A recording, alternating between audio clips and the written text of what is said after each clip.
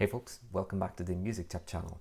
Today we're going to be reviewing a very exciting record. It's called Don't Forget Me by Maggie Rogers. And for those who might not know her, Maggie is an American singer, songwriter, producer. She's from Maryland and she has this very interesting story about how she got into the music scene, because she was pretty much discovered by Pharrell Williams when she presented her single Alaska as part of a uni music production course, and he was baffled. He said that he had never seen anything quite like her or heard anything like her. She went on to release her first album in 2019, which was called Heard It in a Past Life, which was pretty much recorded after she got this boost in confidence. But this one ended up not being hugely promoted because of the pandemic and all that. And this one was then followed by Surrender, which was released in 2022. And this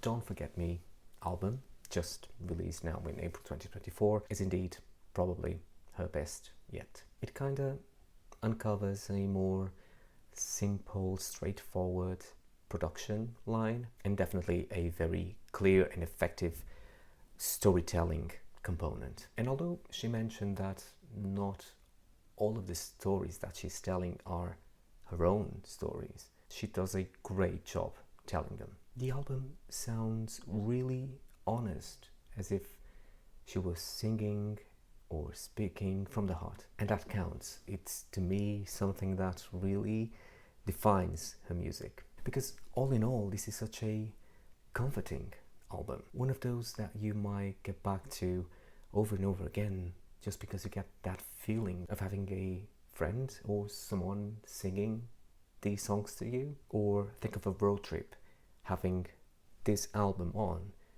It's just pure chill to me. And this is only a 36-minute album, which is pretty much how they come these days, but it sounds just right. We know Maggie went into track listing very, very seriously.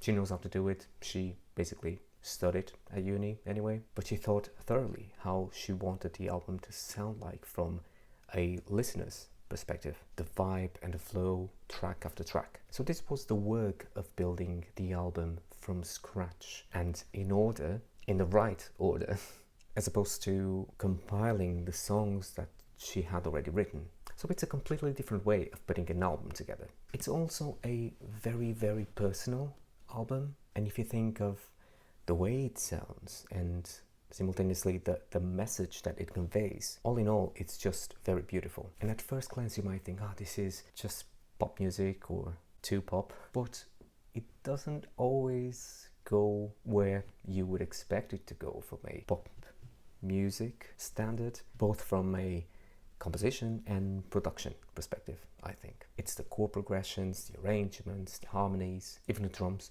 It all has its own merit in each track, and it's really well thought out, because Maggie has this very nasal and laid back yet very perfect vocals. She doesn't do all sorts of things as a vocalist, but that isn't really what her product asks for, because this indie pop type of sound, particularly in this more laid back, intimate setting, it begs for a tone and an overall performance just like what we have here, because this album sounds lively, acoustic, intimate, and her vocals overall and the way that she works her voice at the end of the day, they work for the song and nothing else. And this aspect of it, like having her vocals serving the song and not her own capabilities or singing abilities or whatever, it just matches the song perfectly. And this is how it should always be, to be honest. Like, any vocalist should always be serving the song as any other musician playing any instrument. So she does the right thing here. On the flip side, people could argue that the record sounds flat for the most part, without being bold or going anywhere other than the tone it sets at first. And while that might be true, that certainly was intentional, because she wants to deliver this package, not any other. This was meant to be personal, intimate, and something that is part of a journey.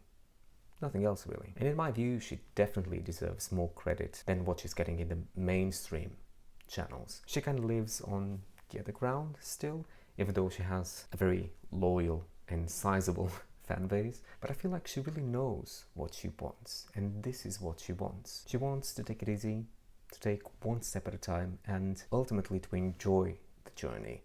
And as I said, this is part of the journey. I feel like she wants to be good at what she does, but also happy with what she is doing. For the next few months, she will be gigging around the States, also in Europe, I believe, but with Coldplay, which would mean that those are sold out. But if you're in America, you should definitely try and see her. As for my fave tracks, I'm going with 3. It Was Coming All Along, So Sick of Dreaming, and If Now Was Then.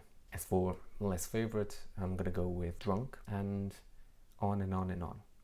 And overall, this is an 8 in 10. This is such a good record and such a good reflection of who Maggie Rogers is as an artist. Committed, talented, honest. And you have to take into account that this album was written in no time, only a few days. And this is a testament to how good she is at delivering, as she knew exactly what to put in it. This also sounds more mature than any of its predecessors, and this is definitely an album that will consolidate her fan base. Her fans will love this and will definitely help her consolidate her position in this indie pop music space, because the thing is that this is good pop. She only needs to get discovered, and I'm sure she will. Go on and have a listen. Don't forget to leave your comments down below, and I will see you on the next one. Thank you.